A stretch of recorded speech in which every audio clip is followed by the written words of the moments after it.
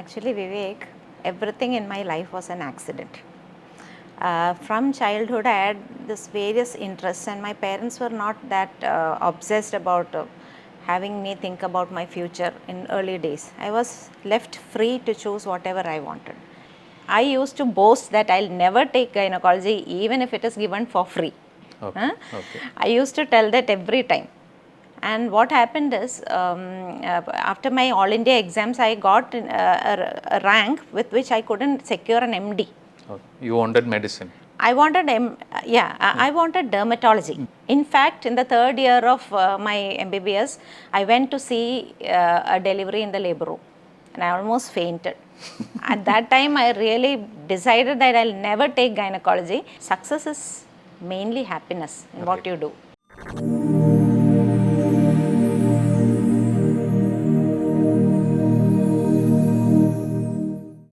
Hello and welcome to MedVentures. Today, our guest is a gynecologist, Dr.Jyothi Mary from Thrissur. She has a vast experience in gynecological practice. She works or is attached to a private hospital in Thrissur. Today, we are here to find out and understand what it takes to become a gynecologist, how easy or tough it is to do a gynecology practice, and her life from then on. So, welcome Dr. Jyothi Mary to our show. Thank you so much for having me. So, madam, being a gynecologist is something, according to general public, is something really difficult. But before becoming a gynecologist, you first need to become a doctor. How did you choose, or what drove you to become or choose medical profession? Actually, Vivek, everything in my life was an accident. From childhood, I had this various interests, and my parents were not that obsessed about having me think about my future in early days. I was left free to choose whatever I wanted. And then I am the first one in my family, in both families.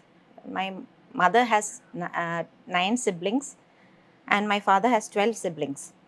But none of my aunts or uncles or cousins, if anybody is in this profession. So I didn't know much about the profession or anything before I got to pre-degree. Those days, 11th and 12th was called pre-degree. Yes. So by the time but I was focused on the immediate goals. Like I always wanted to be first in class. I strived for good marks. So you were academically sound. I was sound, and my father was very particular that we have a good education. Right. And my parents were really supportive. But then I didn't have any focus of what I'm going to do in the future. Actually, I had various interests. In my very young ages, I wanted to be a dancer. I was learning dance at that time. What form of dance, madam? Bharatanatyam. Bharatanatyam. Till 10 years of age, I was in Delhi. So at 10 years, my father got transferred to Kasaragod, to Kerala. So at that time, my dance practice broke because I didn't get a teacher there, good teacher. And so then that went off. And then after 1 year, he again got transferred to Kayangalam. We were there for 4 years. In the 10th standard, we shifted to Kozhikode, Calicut. Okay. And that is where rest of my studies I did. So what made you choose in 11th or 12th? Was there a role model, someone who guided you? Actually, in 11th standard, I found that many of my friends are going for these entrance coaching classes. Okay. And that's when I realized that there is this big exam which everybody is going to take, and this is very lucrative. So at that point of time, my father was working, my father has been working under the ICAR, Indian Council of Agricultural Research. He was a scientist there. Nice. So his office was near to our home where we stayed. And so I wanted to have a job in his office so that I can stay near my parents. Right. So I chose biology so that I could go for agriculture. And then I came to know that this agriculture and medicine has the same entrance, and everybody is preparing for that. So I also started preparing and asked my father. At that time, many of my classmates were coming here to Thrissur to PC Thomas classes. Right. So I wanted to go also. So I asked him, can I also join the classes? So he said, no, you sit here and study. And if you get through, it's okay. Otherwise, we'll find something else. Right. And he brought me this online course. Okay. For medical entrance. So I studied to 11th and 12th I finished, and then for 1 month I went for an intensive coaching there in Calicut itself. A crash At that course. time I was crash course, Right. and I was really into studying because always my focus is a short term focus. So I just wanted to excel in whatever I wanted, and then I got through in the entrance. Wow. So Okay. then at that time my father told me, you go and take dentistry. You can pluck a few teeth, stay at home, look after your family also, and you'll get money also. Right. You know what I said? No way, I'm not going to put my hands into somebody's mouths. Right. Little did I know that I'll be here in the end. Now look at me. Fast Right. forward, I am putting my hands into every other place which normally people won't Right. choose to. Yeah. So you finished your second, third year. Fourth year is normally very crucial for us to make some decision on what we need to do. Did you have any inclination to a particular subject, or did you always feel gynecology is what I want? No way. Actually, I told you in the beginning, everything in my life is by accident. Okay. And by the end of the third year, I started getting proposals. Okay. And I was not ready for marriage, and my parents were also not ready. And we were not looking for that. But what happened is, my husband's aunt, she was my teacher in Providence College for pre-degree. Okay.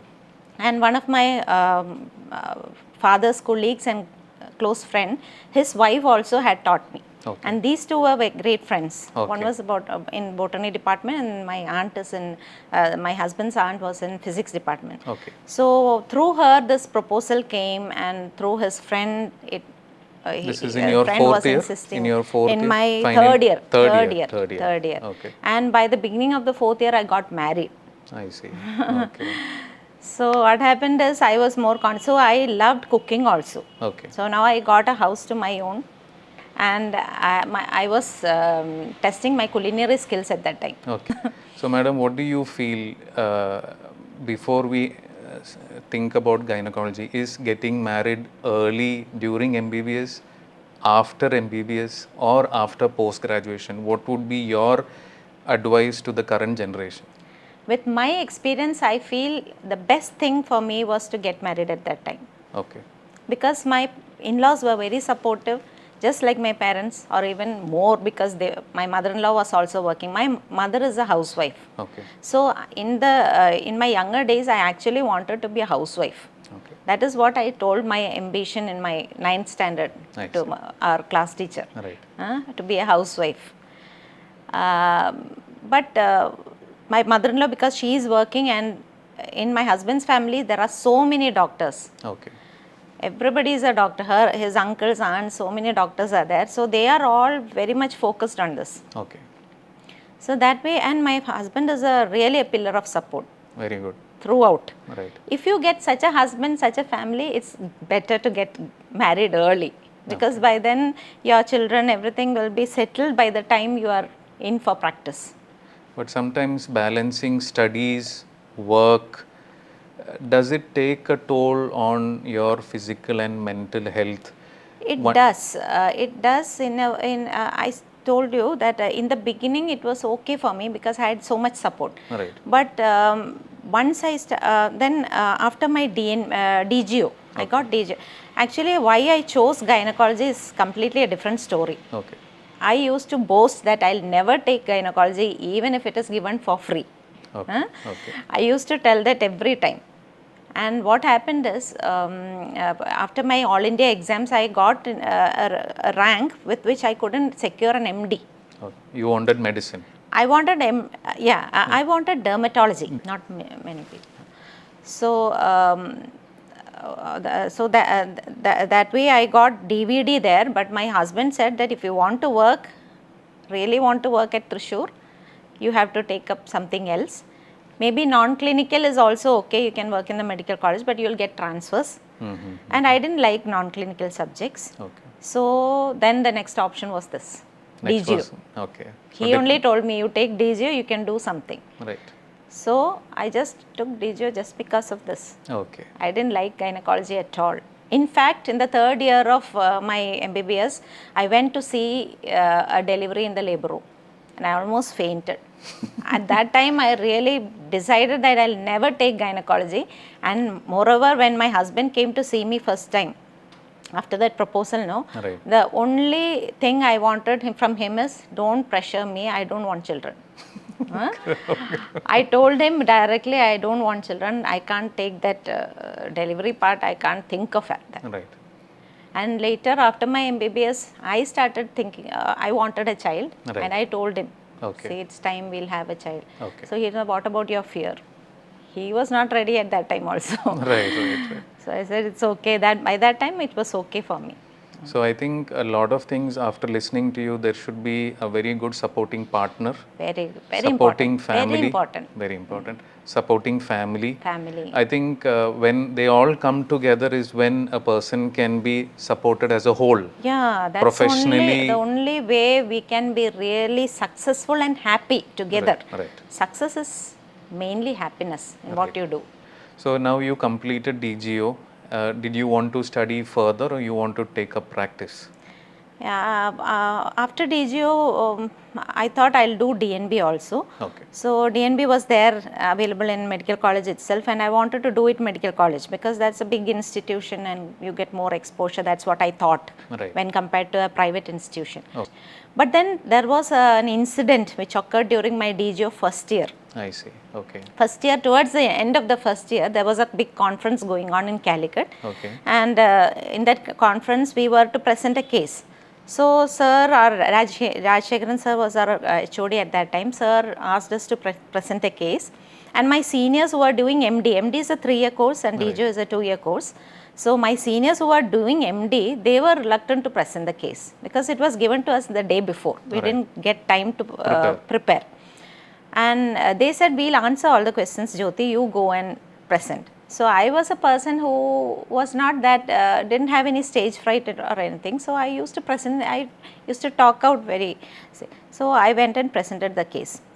But what happened is the lady, it was a mock examination.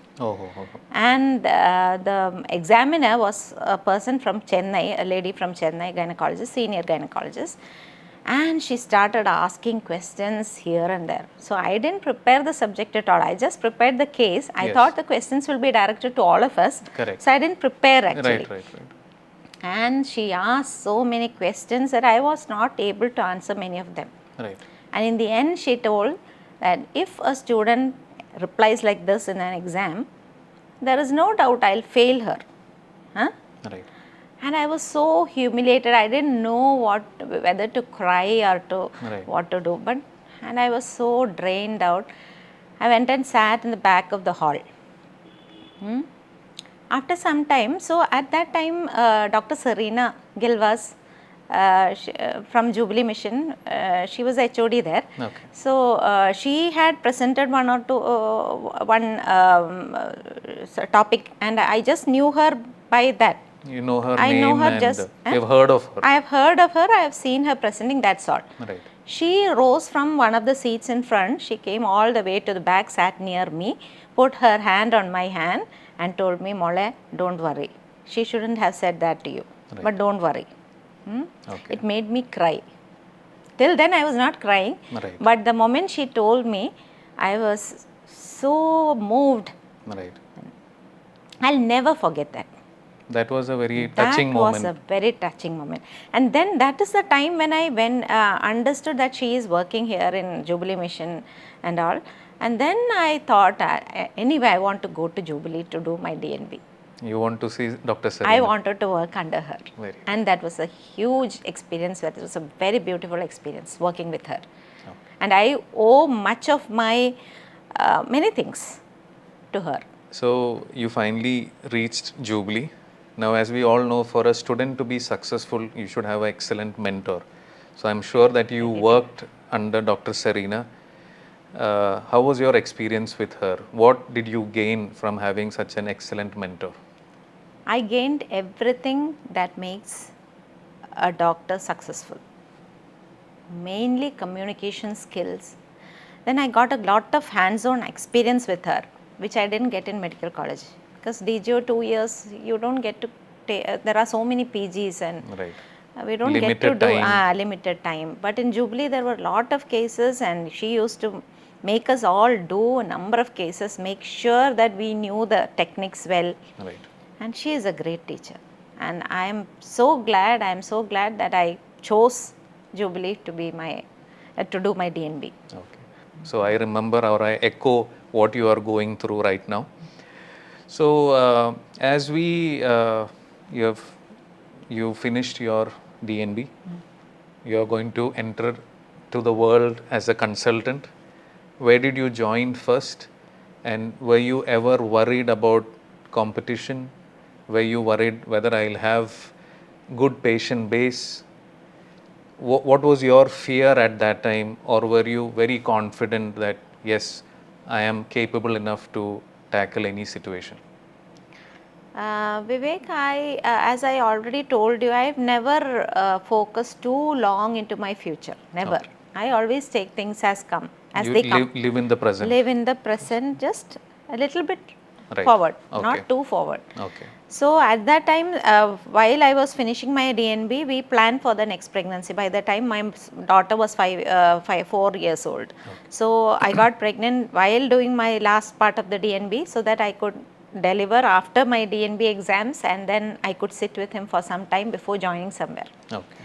So that way I got, after my DNB exam, first exam I couldn't write the exam because I delivered a little early. Okay. And that time I was having pain. 5 days before the exam I delivered, and I could write only one part. There are 2 parts, one in the morning and the evening, 3 hours each. I couldn't sit for long. So the second part I didn't write. So after 6 months, the next exam I had to take. So I sat with him, did all the breastfeeding, everything went smoothly. I studied at the same time, and I took the next exam, and I passed that. And then we had the practical. So at that time, my husband said, okay, you can join in Metro if you want. He was working there. Okay. Metropolitan. So, Metropolitan Hospital in Thrissur. Okay. So there you won't have any patients in the beginning. Right. So you can sit there and study for your practical exam. And you can come back, we'll talk to the management and see. Right.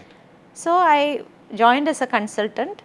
He also told me, my husband also told me, don't ask for a salary. Right. Don't ask salary, you take whatever your patients give you. Right. But they gave me a salary, a nominal one. And 9 to 3:30 was my time. I could go home in between to breastfeed. Right. So 9 to 12:30, then 3:30 to 5. Okay. So 12:30, 1 I'll go home, Right. come back by 3:30, and then 5:30 I'll be there. Okay. And at that time, the only patients I had was from Ramkumar sir. I see. He was a senior orthopedic surgeon, and he used to send all those consultations. Everybody with a back pain Right. would have a gynec consultation also to Okay. roll out gynec causes. Right. So that were the only patients I had at that Okay. in the beginning. There is a trend or there is a pressure for current students that just studying only in India doesn't suffice to get an experience abroad, get some fellowships abroad. How relevant is it to you in your practice, or do you feel it is staying in India gives you enough experience to tackle patients? Actually, to have a good obstetric practice doesn't take much. You don't need to have rocket science for that. See, that is a process which has been growing along for so many years. Right. The thing is, even if we are in a small setup, we don't have all the facilities to manage very complicated cases. That is my case. Right.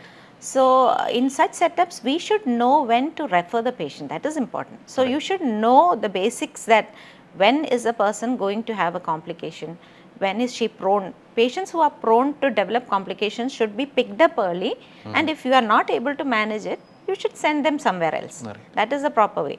But if you are working in a big center with all the facilities, emergency care, then you should learn all that rocket science. Right. Otherwise also we need to have a basic idea of everything. Basic skill set. Basics is very important. Right. That should be strong. Right. But for the normal work we do in a small setup like mine, doesn't require that much rocket science experience, which matters more. And I think now the scenario has changed such a lot that we should not just focus on our curriculum. Right. Curriculum is not enough. That's what I find. See, what amount of material I have learned in my student days is just the tip of the iceberg if I compare it to what I know now by learning from other sources. Right. Since the past 10 to 15 years, I have been this constant, I have been motivated to learn more about many things, especially lifestyle, Okay. how lifestyle affects our health. Right. And that is a very important upcoming topic that everybody should be aware of.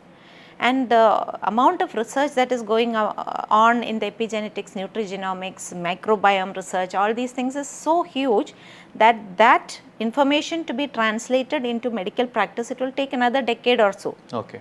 We can't wait for that. We are already seeing this pandemics of obesity, diabetes, all the chronic diseases. Right. So we need to manage our patients in a way that they will be educated about how to live their lives. That is the most important thing. Even pregnancy is the most important period of where the baby is also affected by the mother's lifestyle. Right. So I feel that youngsters should be more focused not on getting some degrees and fellowships and all.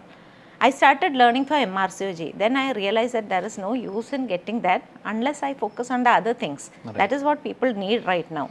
So ultimately, we must focus on physical health, emotional health, and as you mentioned something, you mentioned earlier a word called communication.